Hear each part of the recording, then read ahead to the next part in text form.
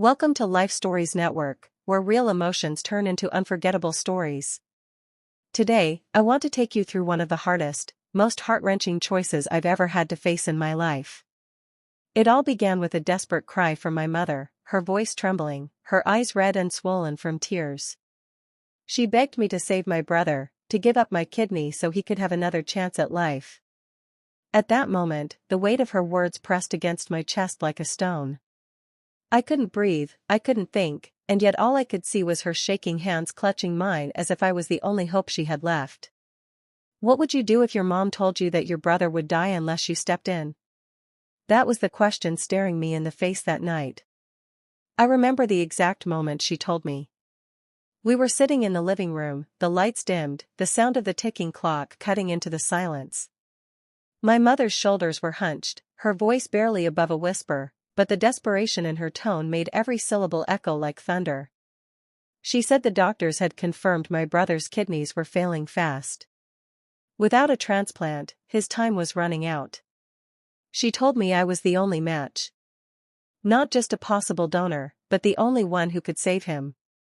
My hands turned cold as she reached for them, her nails digging into my skin, not out of anger but out of pure fear. In that moment, I felt like I was standing on the edge of a cliff, staring down into a decision that could change my life forever. My brother, Michael, was always the golden child. Growing up, he was the one who got praised for his grades, his sports, his charm. He had this way of making everyone around him laugh, of drawing people into his circle. Meanwhile, I was the quiet one, the one who kept to myself, the one who blended into the background. It was no secret that my mom favored him, though she never admitted it outright. I always felt like my achievements were overlooked while his were celebrated. Still, despite all that, he was my brother. He was family. And no matter how much resentment I might have buried deep inside, the thought of him dying was unbearable. I couldn't just sit back and let it happen. So when my mom looked at me with those tear-streaked eyes and told me I was his only chance, I said yes. The words slipped out of my mouth before I even realized what I had agreed to. Yes, I would do it. Yes, I would give him my kidney. My mom broke down, sobbing into my shoulder, thanking me over and over as if I had just pulled him back from the edge of death right there in our living room. For the first time in years, she held me like I mattered, like I wasn't invisible anymore. It was overwhelming. Part of me felt proud, but another part of me felt uneasy, as though I had just stepped into something bigger than I could handle. The days that followed were a blur of hospital visits, tests, and consultations. The doctors explained the risks to me in detail, how the surgery would affect my body, how I would have to adjust to living with one kidney for the rest of my life. They told me about the recovery time, the possibility of complications, and the strain it could put on my health in the long run. I listened, nodding along, but in my heart, I had already made the decision. Or at least I thought I had. Every time I saw my brother lying in that hospital bed, pale and weak, hooked up to machines that beeped endlessly, my resolve hardened. I told myself I was doing the right thing, that this was what family was for. And yet, deep down, a quiet voice whispered that something wasn't adding up. My brother never really looked at me the same way during those hospital visits. He didn't thank me, didn't acknowledge the sacrifice I was about to make. Instead, he seemed distant, almost cold. My mom brushed it off, saying he was scared, that he didn't know how to process everything. But I couldn't shake the feeling that he wasn't as desperate as she made him out to be. He still joked with his friends, still posted selfies online, still acted like everything was normal. Meanwhile, I was the one losing sleep, lying awake at night wondering what my life would look like after the surgery. I kept telling myself it was nerves, that I was overthinking. But the doubt lingered, heavy and sharp in the back of my mind. One evening, about a week before the scheduled surgery, I was home alone. My mom had left her tablet on the couch, and curiosity got the better of me. Normally, I wouldn't have snooped, but something about the way she guarded it lately made me wonder what she was hiding. The screen lit up as I tapped it, and what I found made my blood run cold. There, in her messages, were conversations that didn't match the story she had been feeding me. I scrolled through them, my heart pounding so loud I could barely hear my own breath. Words jumped out at me, plans, arrangements, discussions that had nothing to do with saving my brother's life. It was something else entirely, something darker, something I wasn't prepared to see. I stared at the screen, my hands trembling, trying to make sense of it all. The messages revealed a side of my mom I didn't know existed, a manipulation so deep it made me question everything I thought I knew. My brother's condition, the urgency, the tears, it all started to feel like a carefully crafted performance. I wanted to throw the tablet across the room, to scream, to demand answers right then and there. But instead, I sat frozen, my stomach twisting into knots, my mind racing through every memory, every moment that now seemed tainted with suspicion. The world I thought I knew had cracked wide open, and for the first time I wasn't sure if my brother's life was really hanging in the balance or if I was just another pawn in my mom's twisted game. I couldn't unsee what I had just read on that tablet. My mom's messages weren't the frantic conversations of a parent trying to save her son's life. They were calculated, full of talk about money, insurance, and how this whole operation would benefit the family. She even mentioned how Zoe won't question it if I keep the pressure on her. Zoe, that was me. My own mother had written those words. My chest tightened as if someone had shoved a knife through it. Suddenly, the tears I had seen, the begging, the sobs, they all felt like an act. It wasn't about saving my brother anymore. It was about control. It was about what she could gain from me giving up a part of my body. My hand shook so badly I almost dropped the tablet. My stomach churned. For the first time, I felt like the ground under my feet wasn't real anymore. The worst part wasn't even the manipulation, it was the casual tone of it all. She had been planning this for weeks, if not months. There were messages about hospital bills, about debts, about how this transplant will cover more than just Michael's health. I couldn't believe what I was reading. It was as if my mom had reduced me to a bargaining chip, a solution to problems I never created. I kept scrolling, hoping I had misunderstood, that there would be a message explaining everything away. But the deeper I went, the clearer it became. She wasn't just asking me to sacrifice for my brother. She was using me. My yes wasn't a gift of love, it was her leverage. I closed the tablet and sat in silence, staring into the dark living room. My brother's face flashed in my mind, laughing, careless, scrolling on his phone while I wrestled with a decision that could change my future forever. Did he know about this? Was he in on it? Or was he just another piece of her puzzle? I felt sick thinking about it. Every memory of him suddenly shifted. The way he hadn't thanked me. The way he seemed detached. The way he acted as if this was no big deal. Maybe it wasn't. At least not to him. Maybe he knew all along that I was the one carrying the real weight, the one being manipulated into saving him while he lived like nothing was wrong. The next morning, I confronted my mom. I couldn't hold it in.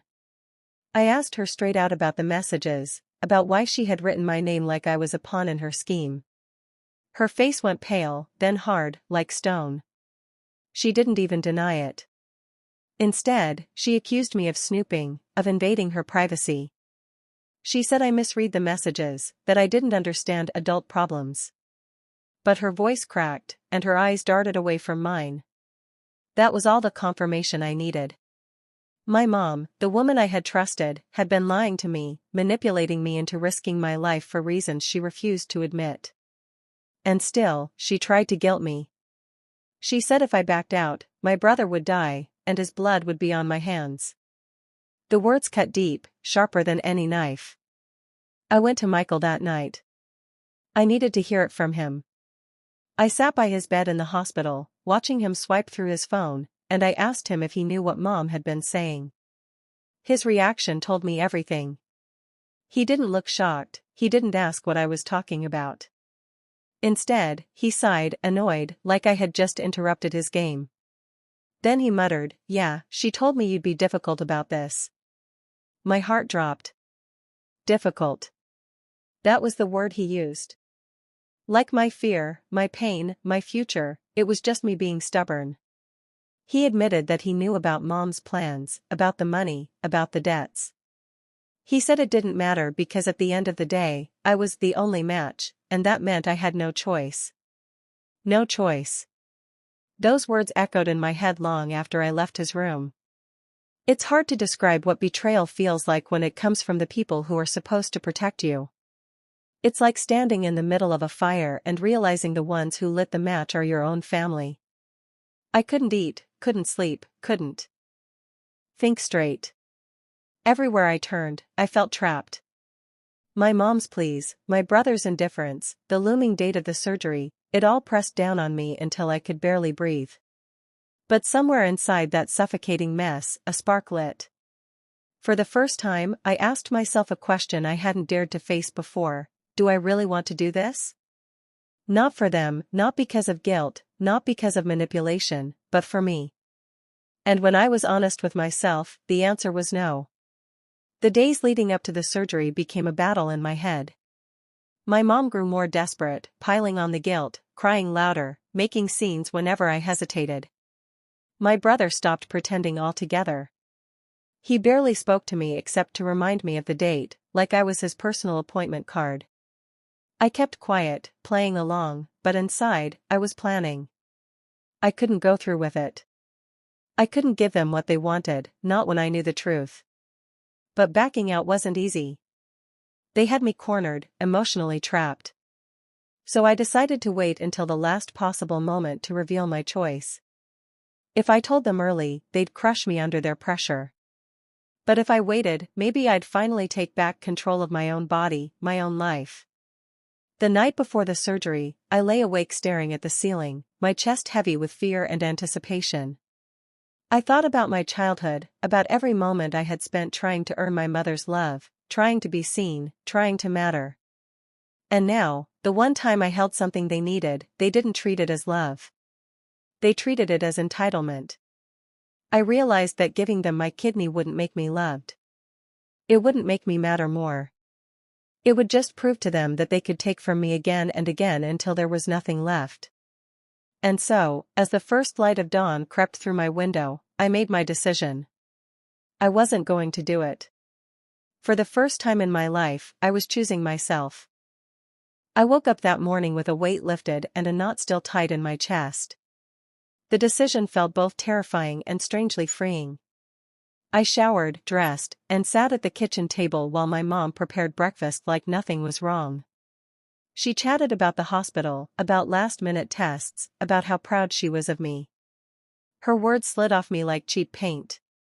I listened, but I was elsewhere. I had practiced what I would say if she tried to manipulate me again.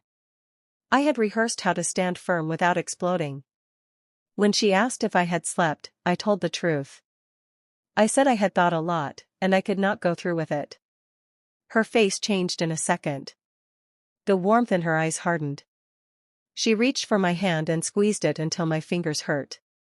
She told me how selfish I was being. She said I was throwing away my brother's life. She said there would be consequences, not just from the family, but from my own guilt. The pressure was immediate. I felt the room closing in, but I held my ground. I repeated my decision. I explained that I would not be part of something that used me or traded my body for money. I said I would help explore other options with them. I said I loved my brother, but I would not let anyone use me. Her reaction surprised me. At first she screamed, then she cried, then she begged. She called me cruel. She accused me of ruining everything. She said she had planned her life around this. I listened to her wail and I stayed steady. I would not be dragged back into doubt. My brother heard the shouting and came downstairs. He stood in the doorway like a man who had lost interest in the play. He did not hug me. He did not ask if I was okay. He asked how his surgery would happen now. His tone was flat. He acted like this was an inconvenience. I told him the truth about what I had seen on the tablet. His face closed like a book. He admitted to being part of the plan for the family to receive funds and to fix debts. He said he did not like it, but he would go along because it was easier. Hearing him say it made something inside me break and then harden. I realized he had accepted being used too. I felt anger, sorrow, and an odd relief. Relief that I was no longer alone in seeing the truth, relief that I had stepped away before losing myself. I documented everything. I saved screenshots. I wrote down dates and quotes. I called a friend and showed them the messages. Talking it out made the fog lift. My friend told me to be careful, to consider legal advice. The idea of involving law felt extreme, but so did what my mom had done. I wanted to protect myself. I wanted to protect my brother in case he was unaware of how deep this went. I could still help him in other ways. I offered to research legitimate transplant options, to speak with social workers, to look into ethical fundraisers. I told him I would help find a doctor who could evaluate whether other donors could be matched, or if dialysis and other treatments could bridge time. He listened, but he did not commit. He kept drifting back to the old assumption that I owed him. That made me set boundaries. I told him no more pressure. I said nothing about revenge. I said I wanted honesty and accountability. I wanted them to admit what they had planned and to stop exploiting illness for gain. When I confronted extended family, things shifted. Some were shocked. Some took my side. Others defended my mom the way people defend a story they already believe. The household split like ice on a spring day. Conversations that used to be about birthdays turned into heated debates about ethics. I watched relatives I once trusted rationalize small cruelties. I watched others step forward and offer tangible help to my brother that did not include me donating. One cousin volunteered to host a fundraiser. Another acquaintance connected us to a transplant coordinator who explained the matching process in detail and said that it was rare but possible to find other matches. The coordinator also warned that rushed surgeries and coercion were red flags. The more I learned, the more I realized how wrong it would have been to go through with a decision made under pressure. My choice to stop the surgery became a turning point for many in the family to confront uncomfortable truths. My mom fought back. She called me every name she could think of. She threatened to cut me off. She cried to my brother and painted me as the villain. For a while, I felt culpable, as if maybe I had wielded my refusal as punishment. But then I remembered the tablet, the calculated messages, the way she talked about benefit and plans. Those memories were anchors. I refused to be guilted into silence. I sought counseling for myself to process the betrayal and to learn how to set healthy boundaries. Therapy helped me find language to speak to my mom without dissolving. It also gave me strategies to support my brother without sacrificing my health or my autonomy. I met with a social worker who explained that family roles could be toxic and that love could be used as leverage. She said boundaries were not a betrayal. They were an act of self-preservation.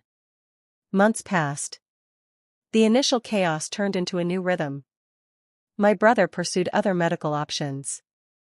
He met with specialists who explored alternative treatments and started a more aggressive dialysis regimen that gave him time. The transplant coordinator found a donor in a different city who matched and who had the means and willingness to donate without strings attached. My mother's behavior did not instantly change. She apologized in fragments, sometimes sincere, sometimes performative. She tried to mend relationships with gifts and promises. I kept my distance. I chose contact on my terms. I stopped inflating her intentions in my head. I decided what I could accept and what I could not. My brother's new donor saved his life. The operation was successful. Watching him recover felt bittersweet. I cheered for him, and I grieved my loss of family illusions. In the aftermath, I rebuilt my life. I found strength in small things. I returned to work with a steadier heart. I rebuilt trust in people who demonstrated consistency. I learned to say no. I learned that your body is yours. I learned that love must be mutual, not a ledger in which one person empties and another fills. My mother and I meet now with rules. We keep conversations short and factual. We do not discuss money. We do not ambush each other with emotional theatrics. Sometimes I think about forgiveness. Forgiveness is not forgetting. It is a tool to stop carrying poison. I have forgiven in the way that lets me live. I have not forgotten. I will never forget the tablet, the messages, and the feeling of being used. That memory helps me guard my boundaries. If you are listening and have ever felt pressured to give more than you can, I want you to hear this. Your body is not a bargaining chip. Your autonomy matters. Saying no does not make you cruel or unloving. It can save you. It can also save the person being helped from becoming the one who takes. There is a line between sacrifice and exploitation. You get to define it. You get to protect yourself. Reach out to someone. Document what you see. Seek professional advice if the pressure is heavy. People who truly love you will not try to profit from your pain. They will not engineer your silence. They will not gamble with your life. Life is complicated and so are families, but you deserve to be treated like a whole person. The story ends not with perfect healing but with a quieter, firmer life. My brother lived. We are not a picture-perfect family. We are flawed. We are real. I did not lose my power by refusing to be used. I gained it. I learned that sometimes the bravest thing you can do is choose yourself, even when everyone else expects something else. If this story resonates, if it stirs anger or relief or both, then hold those feelings and do something practical with them. Talk to someone you trust. Set a boundary today. Protect your body. Protect your peace.